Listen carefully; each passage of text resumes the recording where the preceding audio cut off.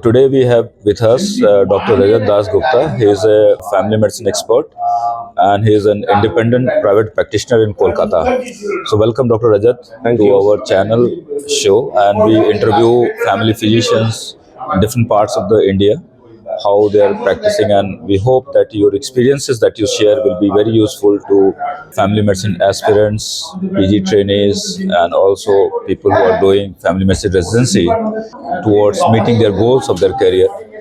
So welcome Dr. Rajat, and tell us about yourself, who you are, where are you from, and Okay. Start from your MBBS days.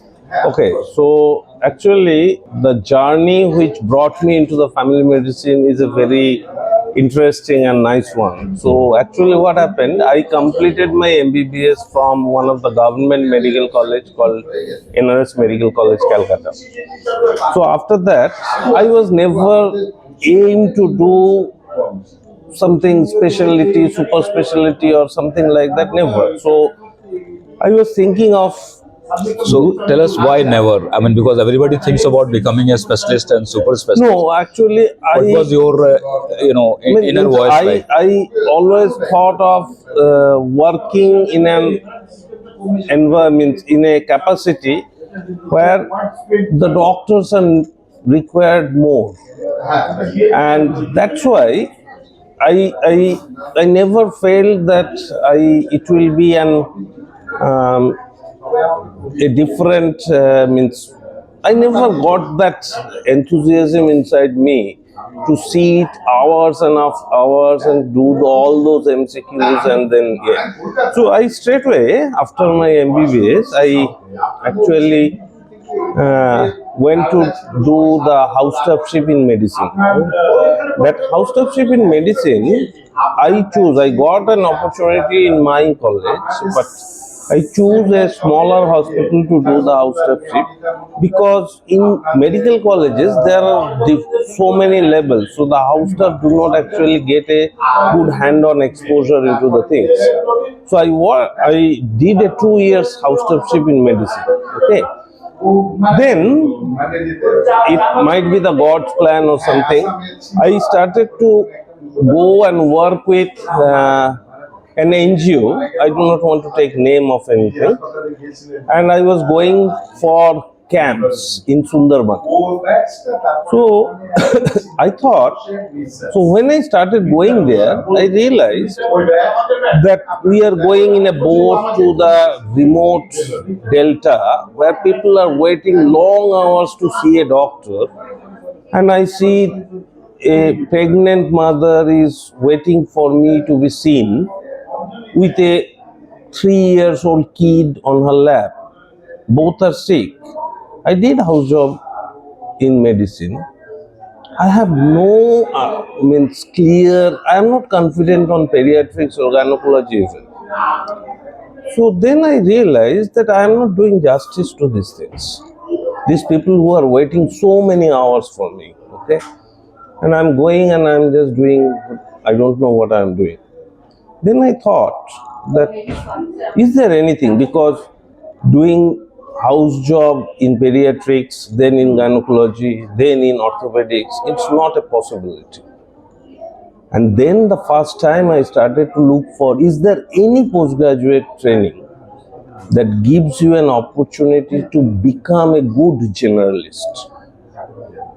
And then another funny story happened. I went to a corporate sector. I'm not taking the name. A corporate hospital in southern part of the India. There was a vacant seat. So once I applied, they said you come for the DNB in family medicine. But within 10 days, I realized, because see, my going for this training, it was absolutely a need base. I failed the need and then I opted to do this post graduation.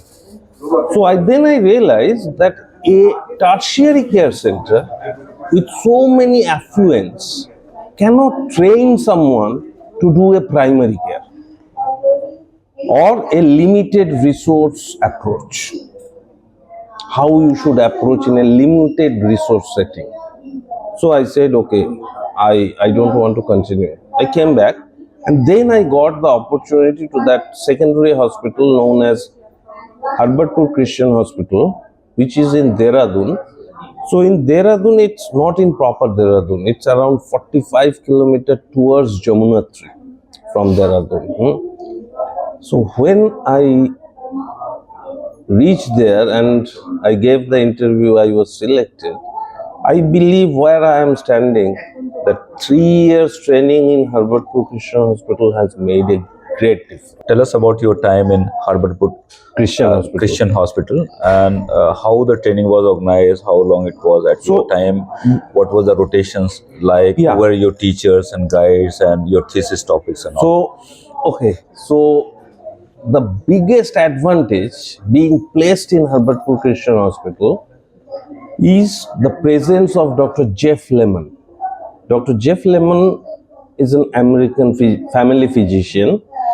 He has gone through a course. See, I have done my DNB in family medicine from 2006 to 2009. In most part of the India, people had no idea what is family medicine at that point of time. So the most of the training institute, I don't say anything wrong in it, but most of the training institute actually do not have a family physician who can guide how to train. And this American doctor, Dr. Jeff Lemon, who was our guide and mentor, he was being trained. He is a American board certified specialist in family medicine. So in his country, this training is going for a longer period. So he knows or he knew how to train. And that, I believe, was one of the biggest advantage that at that point of time we all were being trained into this. Because you need someone who understands family medicine. So in our training, the training was like this, it was being divided into multiple segments. We all went through obstetrics, gynecology, surgery, orthopedics, pediatrics, general medicine. But we had a designated family medicine OPD. We used to run a family medicine OPD. We had peripheral postings. I went to much, I will say that there are several times when I went to more primary care hospital where there is only one doctor. And we are being sent there for 2 months, 3 months, or sometimes 1 month posting just to work under another doctor in a underprivileged area to see all type of patients, and that helped us to develop the option of taking appropriate and right decisions.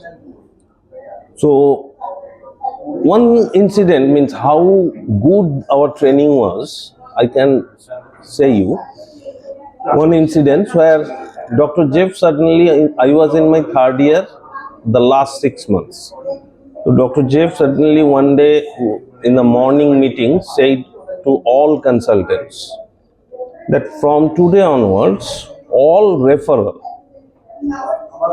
medicine or family medicine referral should directly come to Dr. Rajat, not to me. It is his responsibility that he will see the patient, he will make his decision, write it down, and then inform me. In subsequent time, I will go and see whether he has done any mistake. So many people was very surprised and they asked, why this? He said because after 6 months, he will get a qualification and he will take independent decision regarding patient care. We need to prepare him to take independent decisions regarding patient care. So I will see those referrals, but after he has seen and wrote it down his plan. So that was another very important and huge advantage of the training, being trained in Harbatpur. And actually, that secondary care center, it's so less number of staffs, so less number of doctors, so huge patient load that knowingly and unknowingly we were made square. A family physician who has passed from Herbert Hospital know how to do forceps delivery, how to apply vacuum, how to do a cesarean section. Okay. They all know the minimal surgical procedures, and if you look anyone's logbook, their practice skill logbook, you will find all these which are the true fact of the life. So that's the thing. Okay. So, I mean, as you said, that many people have no exposure to family medicine, which is even true because family medicine is not introduced in our MBBS curriculum. Yeah. So, how it is different to be trained as a family medicine resident from MBBS course? Because people would normally say that MBBS is sufficient, or just having some experience after MBBS is sufficient, housemanships and all. So, why it is important to do a family medicine residency The thing of 3 years? family medicine is not, see, in MBBS we are being always trained to take care of a disease. So you are being, or you, me, everyone in our MBBS curriculum is always being taught about management of MI, management of epilepsy, management of bronchial asthma, management of COPD. But no one teaches you that how to take care of the person who is having that illness. So family medicine is not taking care of a disease only. It has a different context, a different wholeness.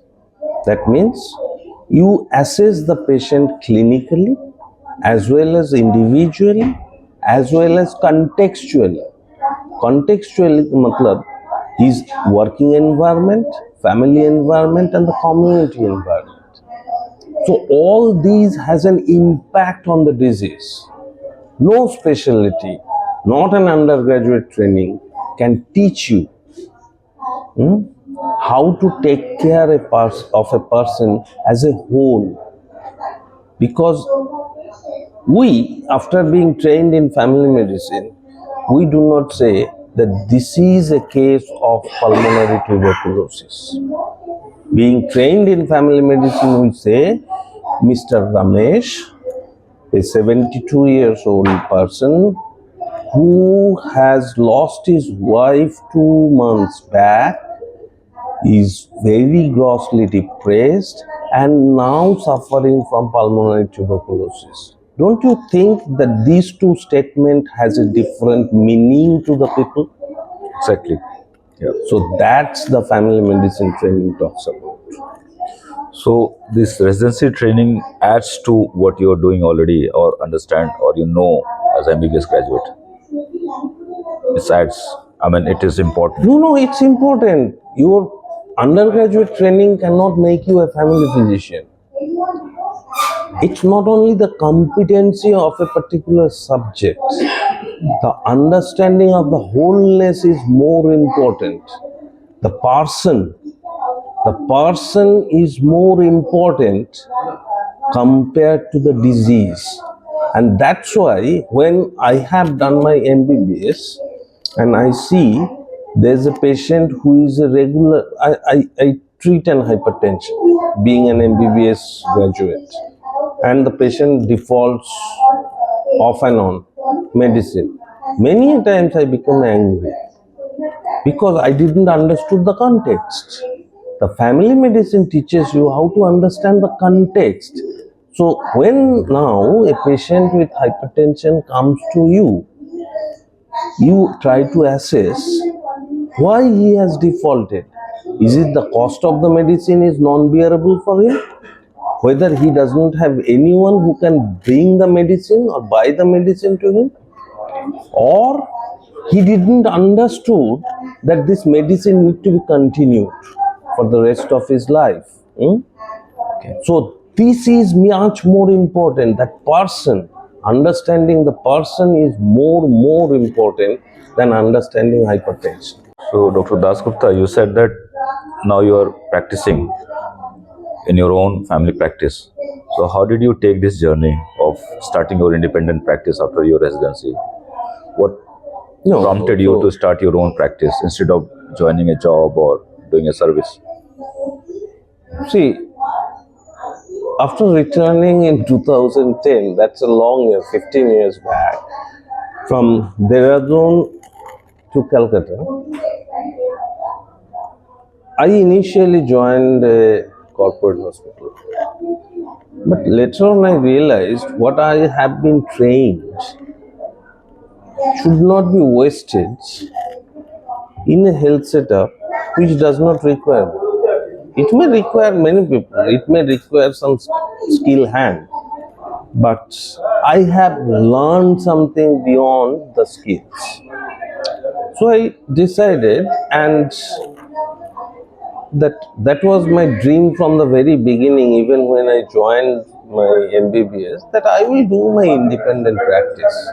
And that's why I wanted to do house job instead of sitting and doing an MCQs, because you need an exposure and training to be competent and confident to treat people individually. And then I realized if I give my time here, then whatever the amount of time I will give, that is the amount of the time I will go back to start my own individual existence.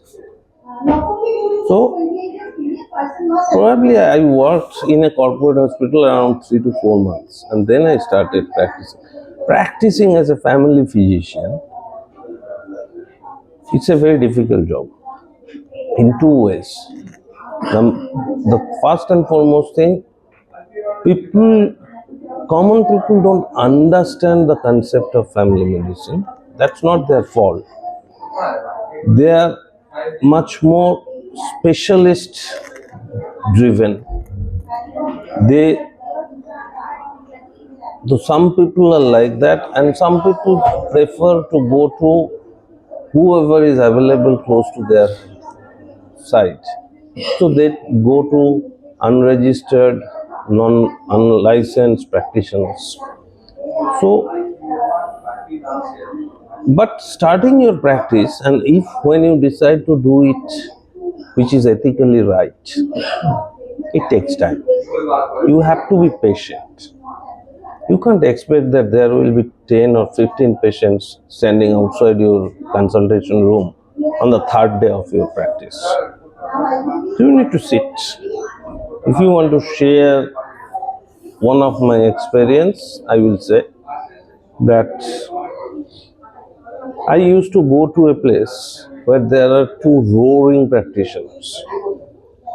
So I used to go 5 times a week. And just you will not able to believe this, that I get around 3 patients in a month. 3 patients in a month. 5 days a week. But I showed perseverance. Now I go once a week and I refuse to see more than 25 people. But still people want to see me. So this you have to earn. This you have earned through your practice. You give time to your patient. You try to explain things to them. You try to understand the context of your patient. This gives you. Do you sit in multiple clinics? Do you have multiple clinics? How many clinics you run or you visit? I visit 3 clinics in a day. In a day? Yeah. And why it is important to have multiple clinics? No, because in a place like Kolkata? I actually do not practice in the heart of Kolkata. Okay. I practice in a little bit suburb area of the Kolkata. Mm-hmm. And that was the clinics I am running. I am attached with these clinics for now more than 15 years. I do not frequently change places. Uh, the thing is, you need to be available in different areas so that the people who really want to get benefited can get benefited from you. And you get an exposure of different kind of population. And tell us, like you decided to settle in Calcutta, Kolkata. How did you decide the city, the locality of the city No, regarding your practice? actually, I never decided to. Initially, when I finished, I got an association as I worked with a missionary hospital, did my training, DNB training. I got associated with CMC fellow. So I thought I would go for some future training there. I will do small other things, and then I can work anywhere in India, where it's language friendly. But due to some specific family commitment and personal requirement, I for the first couple of years I had to stay back to Calcutta, and then I started enjoying. So I just joined these three places, and then I start enjoying the environment, the interaction. So I stayed back. Family medicine practice has its own challenges, as you Thousands mentioned. of challenges. And but is it financially viable or sustainable for a practitioner? It depends upon two, three things. Number one, what you mean by financially viable and sustainable? Sustain your family, for example, family income. Definitely. Why not? To the extent I believe, I am not doing anything which is not ethically right, but still I can generate means decent income to run my family. And is it at par with your other batchmates, for example, or No, it colleagues? cannot be, and it need not to be also. At the end of the day, you only eat either two chapatis or a bowl of rice or something. So the thing is, it cannot be. If you compare yourself with a neurosurgeon or a cardiothoracic surgeon, that's not your place. And I don't know, only probably a very few people in Who are this exception. country earns in crores. So you cannot compare yourself with them. But that's why I said, what is meant by is sufficient. You need to have a definition of sufficiency inside you. Okay, So you are satisfied. I'm satisfied. So I heard a story. Can I share this to you? Sure. So someone was telling that what is meant by I'm satisfied. So there is a guy in a beach, in a beach side. He was selling some juices like for example means those health drinks, no? Means maybe Karela juices, maybe some other juices. So he is selling juice A, just take it, and it's 1 cup 20 rupees. Okay, and then there is another container by the side. So one guy who is a regular comer there, he takes that juice after the morning walk. So he asked, what is that in that container? He said it's juice B, neem juice, neem juice. So then he said, okay, give me a glass. So he drank it. And then how much to pay? He said it's free. Then this guy becomes surprised. This is 20 rupees per glass and this is free. Why?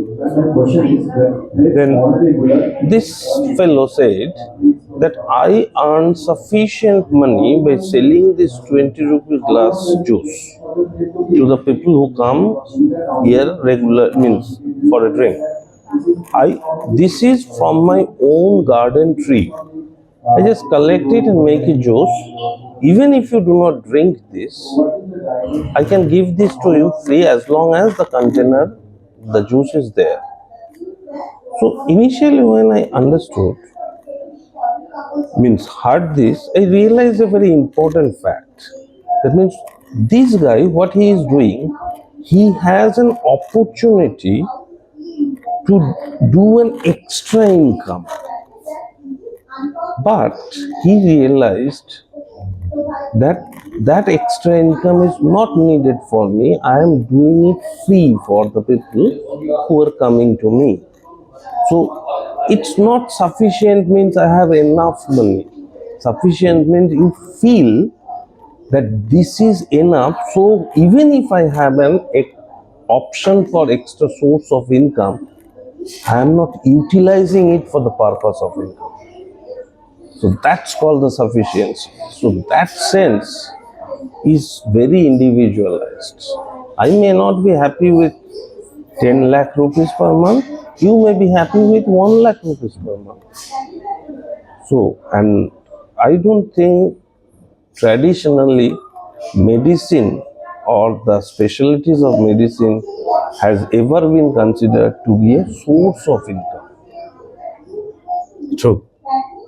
So thank you, Dr. Rajat, for sharing your inspiring journey. I'm sure the stories that you shared, your experiences, details of your training program will help our other medical graduates to opt for the discipline of family medicine. I understand the fine lines of life as well as career that a medical graduate may face in their career choices or life choices.